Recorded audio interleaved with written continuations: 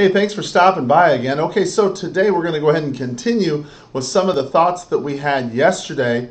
We talked yesterday about some of the really the 20 ideas that Mike has.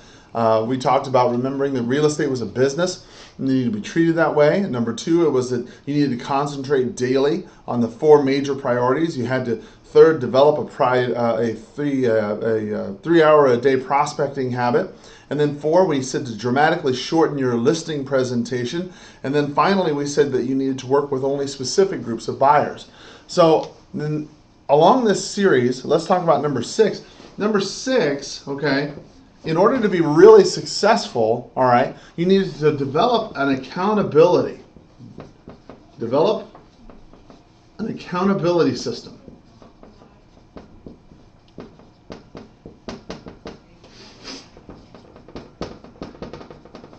Okay? Develop an accountability system. And the reason why is because what you measure, all right, you can track and change. Okay? If you don't know how many people you're talking to on a regular basis, then you don't know how to change your results. So for example, if you know, for example, you talk to 50 people before you get an appointment, okay? You can then go ahead and change what you're saying or how you're saying it to manipulate the response you get. So instead of making it 50 to 1, then you can maybe get it down to 25 to 1 or 20 to 1 or 10 to 1 or 1 to 1, whatever it is. But if you don't track it, you'll never know.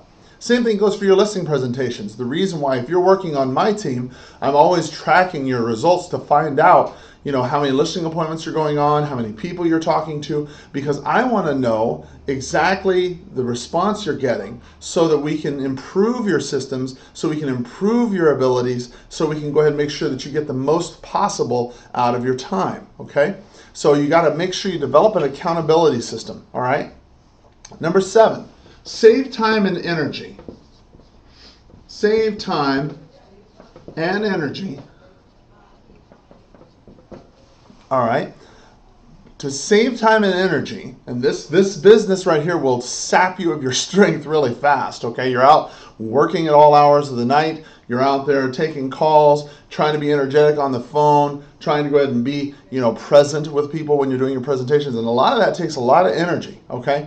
So the first thing you want to do is work with AAA clients, okay? Work with AAA clients, okay? AAA clients are people who are actually gone ahead and pre-qualified, highly motivated, and ready to buy now, okay?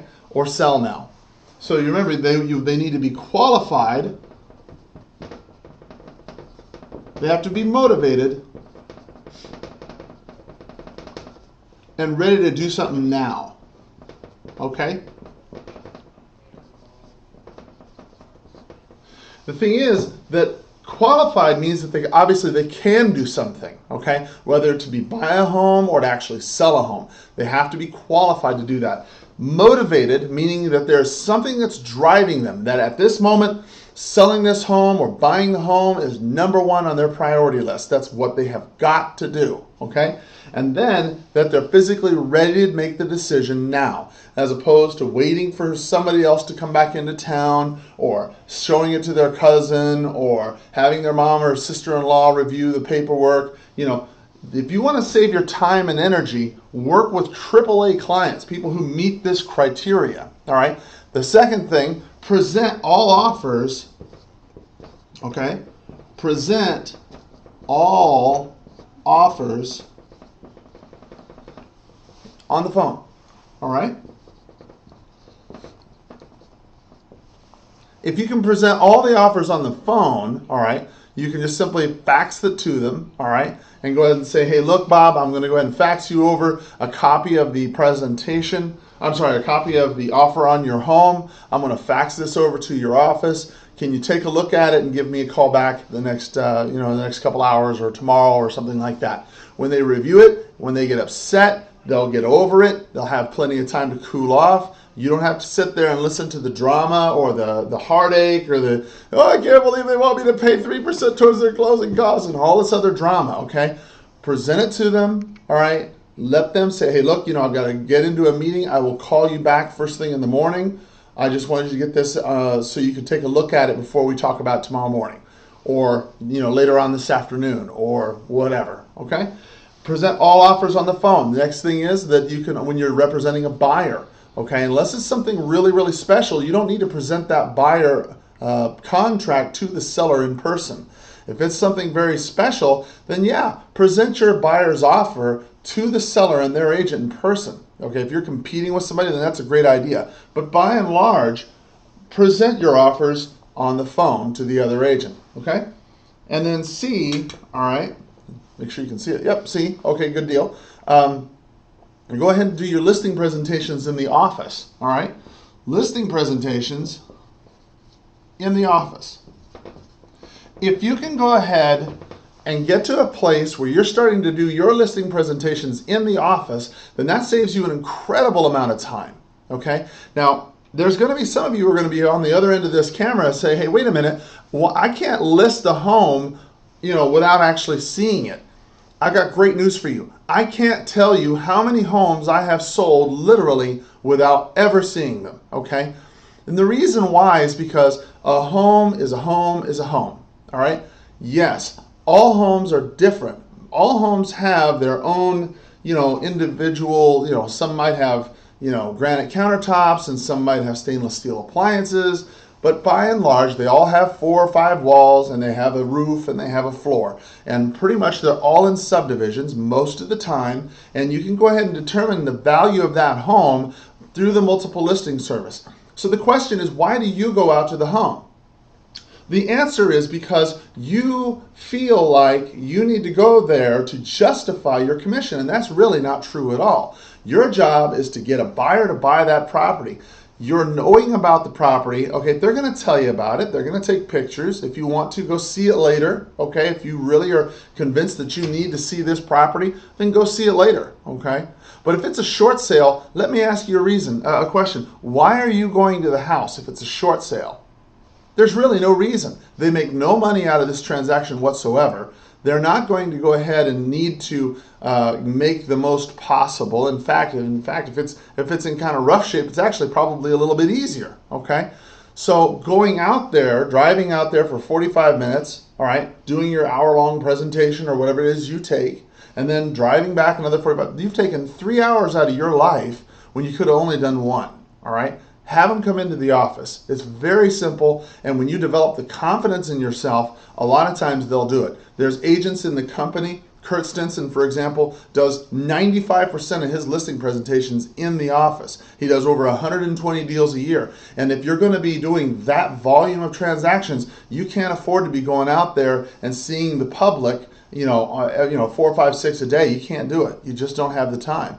It is perfectly acceptable to have them come into the office. So, just food for thought, okay? Number 8, all right? On techniques that you can use to go ahead and increase your production through your knowledge. Number 8, and this is so hard, all right? Take time to think. Take time to actually think. All right? Think beyond the fear that you're experiencing right now. Okay? You might be experiencing a little bit of fear because of the market. You might be experiencing a little bit of fear about what you're going to do or how you're going to get another deal or all of this. As your business starts to grow, you're going to have more fear. Okay? You might have an assistant, and you might start thinking to yourself, oh my goodness, how am I going to handle, paying for them? Or you might actually not have an assistant. You might be doing more and more deals. You might be thinking, holy cow, how am I supposed to do all this paperwork? Okay? Look, take the time to stop and think. And as you start to think, your mind will come up with solutions to your problems. Now, I can tell you that there are no new problems. All right? There are none. No new problems. Tucson is no different than Gardenia, California, Tulsa, Oklahoma, Stockton, California, some of these other places, the people that I've talked to. Look, this is no different, all right? If you go on Google, for example, and you type in a problem, how do I, let's say, how do I get more transactions done or something like that? You will find on Google dozens of ways. If you go on YouTube, you'll find people who have had similar problems. This brings back to me a memory of how to get a sign drilled into the ground, okay? We were having trouble getting a sign in these posts into the ground because the ground here in Tucson is very, very hard. And I'm trying to figure out a way to make this happen. I go on YouTube and I find a guy who's, drilling into the ground because it's frozen. Hey, that makes me think I could do that here with the hard ground we have here. I could just take a drill bit and do this. And that's what we do now, okay? That's how those solutions come about, is because you take the time to think and research, okay? Think about your problem, research it. There's an answer for you. Don't let your fear retard your growth, okay? Number 9, all right? Break tradition. This is huge. Break tradition. Okay? Now, what I mean by that is this. Don't always do the same things you've always done because you've always done it that way. Okay? If you want to have extraordinary growth in your business, think about what have you changed in the last 5 years? In the last 5 years, have you changed anything in the way you do business? Chances are you haven't. Don't be afraid to go in there and shake it up a little bit and change the things you're doing, okay? If you're thinking to yourself, well, you know what, Carl, I've always done a lot of open houses, and I've always done a lot of mailing, and I've always done items of value, or whatever it is you've done, whatever system you followed to try and make a lot of money, okay? And I've always done that. Don't be afraid to break that tradition and go into something else. I'm not saying throw away the other items that have worked for you in the past. If you've had a farm and it's provided, income for you and you've spent a lot of time on that, Bridget Jewell, for example, is a great example. Bridget has worked at the Continental Ranch area for years. I mean, years and years and years. And for her, that is a fantastic source of business. And if you've got a model like that, okay, don't be afraid to change things up a little bit, okay? But do not, under any circumstances, quit what you're currently doing. If Bridget was to quit, working in the Continental Ranch area, she would have thrown away 10, 15 years worth of stuff that she's worked on very hard, and that would never be a good idea. But there's certainly nothing wrong with adding to what you're currently doing just to mix it up a little bit, okay?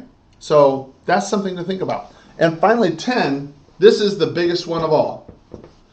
Don't be satisfied.